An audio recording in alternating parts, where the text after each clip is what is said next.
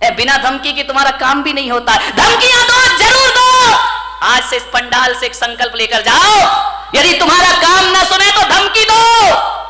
धमकी देना, धमक मत देना, नहीं तो गड़बड़ हो जाएगा, ध्यान रखिए। इन्हें धमकियां दीजिए, लेकिन ये धमकी मत देना कि मैं मर जाऊंगी, और तुम दोगी भी तो इन्हें विश्वास नहीं होता। ध्यान रखना कि 50 साल से तो सुन रहे यार, मर जाऊंगी मर जाऊंगी, ये तो बोलती रहती है, बकती रहती है, कोई सुनने वाले नहीं है। मैं आपको अपने काम बनवाने का एक सूत्र दे रहा हूं, ध्यान रखिए, बहुत प्यारा सा सूत्र दे रहा हूं। यदि वो बात बोल दी तो ये तुम्हारा काम जरूर सुनेंगे, तुम्हारे मन की इच्छा जरूर पूरी करेंगे, मरने से तो बिल्कुल भी करने वाले नहीं है। ध्यान रखिए, आपसे मेरा निवेदन है, अब यदि कोई काम तुम्हारे पति तुम्हारा परिवार ना करे तो ये मत कहना कि मैं मर जाऊंगी।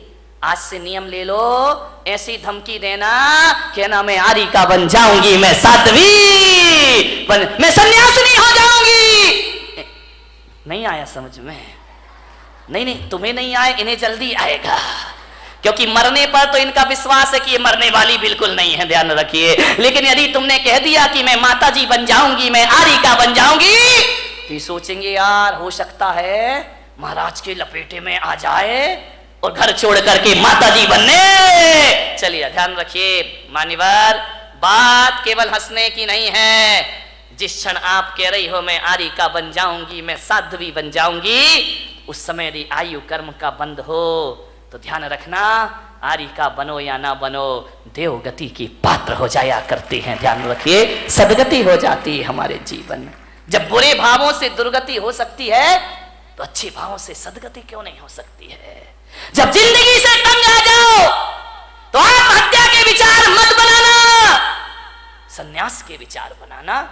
तुम्हारे विचार तुम्हारे जीवन को पवित्र कर देंगे। ध्यान रखिए, मरने के भाव मत बनाइए, संन्यास के भाव बनाइए, बैराग के भाव बनाइए। और एक बात और बता रहा हूं, 3 चीज बड़े झटके में होती हैं, ध्यान रखना, संन्यास, दान और आत्महत्या। इन पे प्री प्लान काम नहीं चलता है, ये तो झटका लगा और पटका उठा के। ध्यान रखिए, जो आदमी सोचता है कि मैं आज नहीं कल दान दे दूंगा, वो आदमी जिंदगी भर दान नहीं देगा। ध्यान रखना, क्योंकि आज गया तो सब कुछ गया। भाव बार बार नहीं बना करते हैं दान के। और किसी के यदि महाराज बनने के भाव जगे हो, कल पे मत टालना मेरे भाई, तुरंत झटपट लो, खटपट मिटाओ। मैंने देखा है, मेरे से पहले के ब्रह्मचारी जो सीनियर हैं, वो आज भी ब्रह्मचारी बने घूम रहे हैं। वो दीक्षा नहीं ले पाए, वो मुनि नहीं बन पाए, वो साधु नहीं बन पाए। क्यों? पुराना हो गया सन्यास, पक गया सन्यास। अब दीक्षा के भाव ही पैदा नहीं हुआ करते हैं, अब उनके भाव ख्याति लाभ के हो जाया करते हैं। विनयी महाराज बने, जब अपनी पूजा हो रही है तो महाराज बन के क्या करेंगे? ध्यान रखिए, विद्वान कभी दीक्षा नहीं लेता, पंडितों ने कभी दीक्षा नहीं ली, सन्यास नहीं लिया। ध्यान रखना, ये दूसरों को सन्यास दिलाते हैं, खुद का नंबर आता है तो खुद पीछे हो जाया करते हैं। एक पंडित जी मुझे मिले, अब वो इस दुनिया में नहीं है। उनकी जब पहली बार मुझसे मुलाकात हुई, उन्होंने कहा कि जब मैं ब्रह्मचारी था, उन्होंने कहा कि भैया जी मैंने 150 पंच कल्याणक करा दिए। कितने?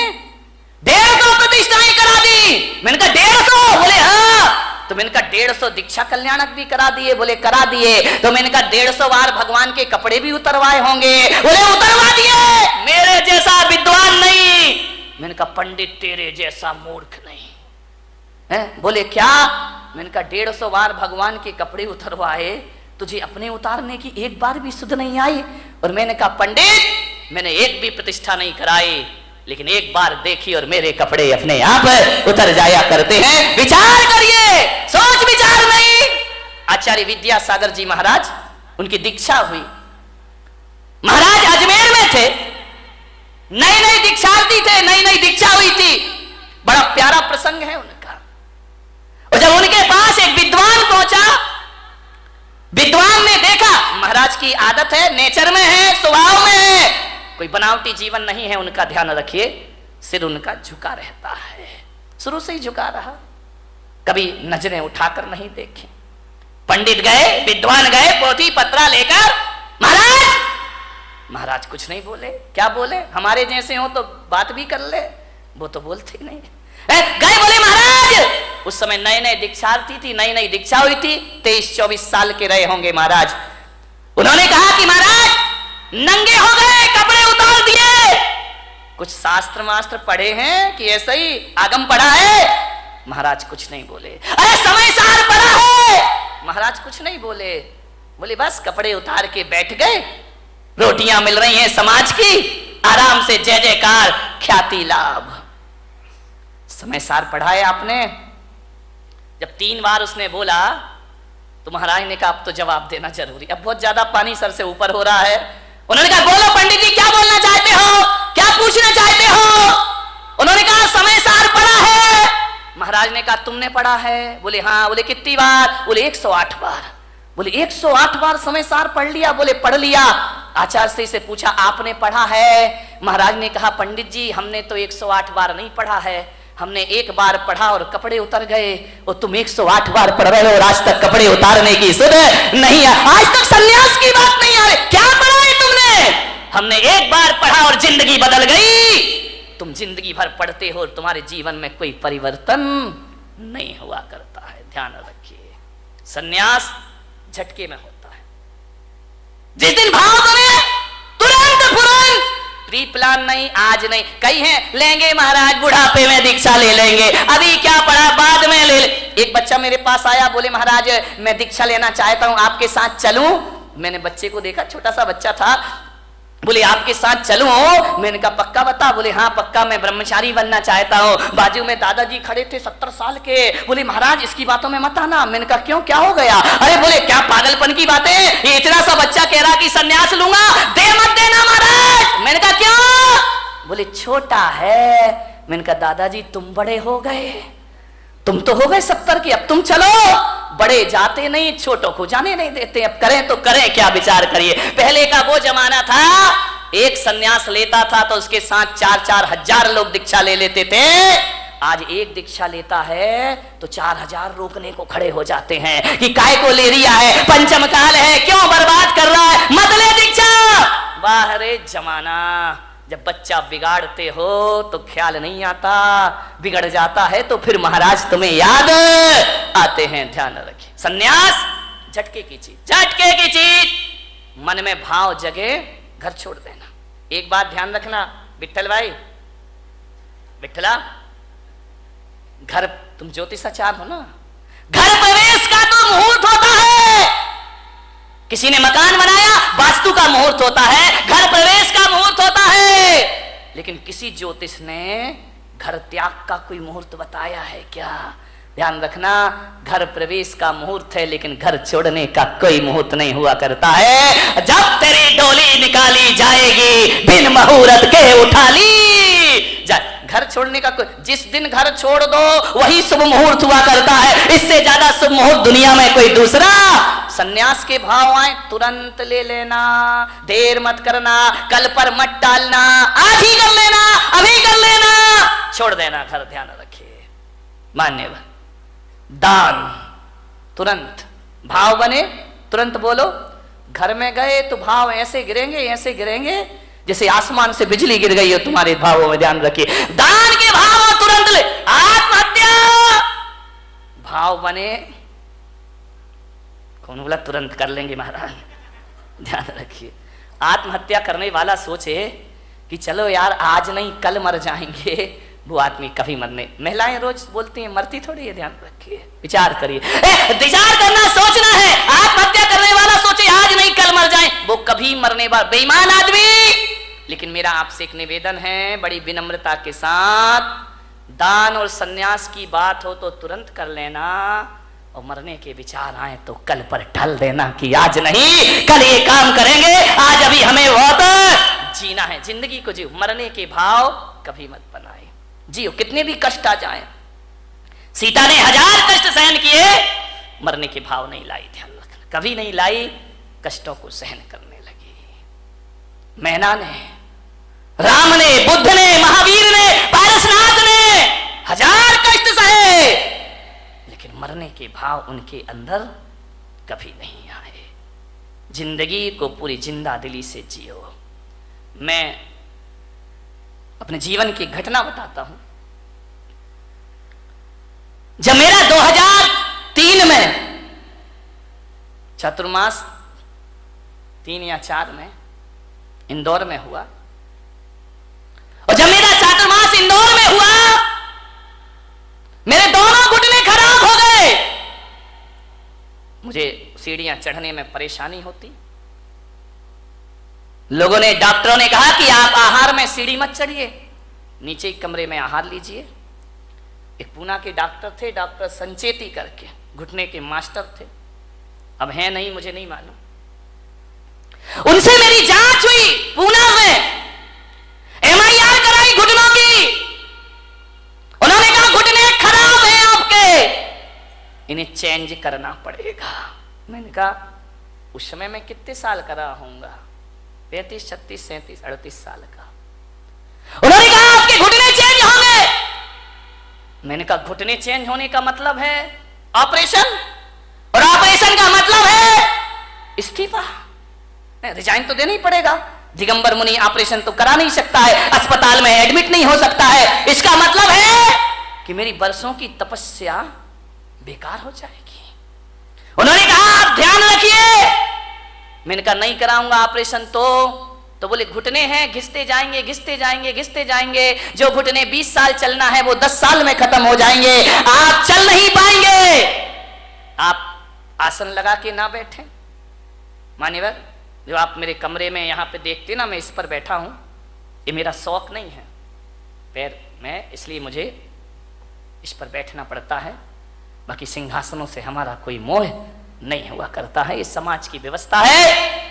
उन्होंने कहा कि पैर मोड़ के नहीं बैठना, तकलीफ होगी आपको। तकलीफ इतनी बढ़ी इतनी बढ़ी इतनी बढ़ी इतनी बढ़ी 2007 तक कि मुझे बिहार करने में दिक्कत होने लगी, पैरों में भयंकर दर्द रहता।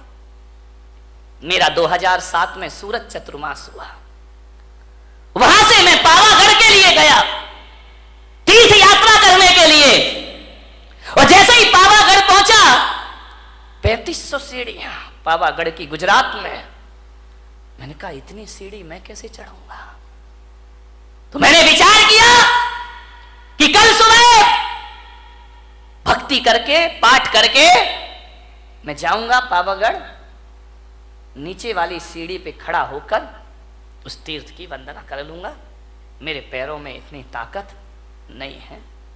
मैं गया, जैसे ही गया पहली सीढ़ी चढ़ा, मेरे भीतर से मन ने कहा जब लौटना नीचे ही से है तो 2 सीढ़ी और चढ़ लो, 3 और चढ़ लो, 10 चढ़ लो, जितनी चढ़ सको उतनी चढ़ो, वंदना का पुण्य अपने आप को प्राप्त होगा। मैं धीरे धीरे 10 सीढ़ी, 20 सीढ़ी, 25 सीढ़ी चढ़ा। यहां तक तो मैं चढ़ ही सकता था। मैं चढ़ा, मैंने कहा जहां तक बनेगा मैं चलूंगा। मैं गया, मैंने क्या देखा, एक छोटी सी बच्ची हाथ में चावल लिए, 5-6 साल की बालिका होगी, वो मेरे आगे आगे चल रही।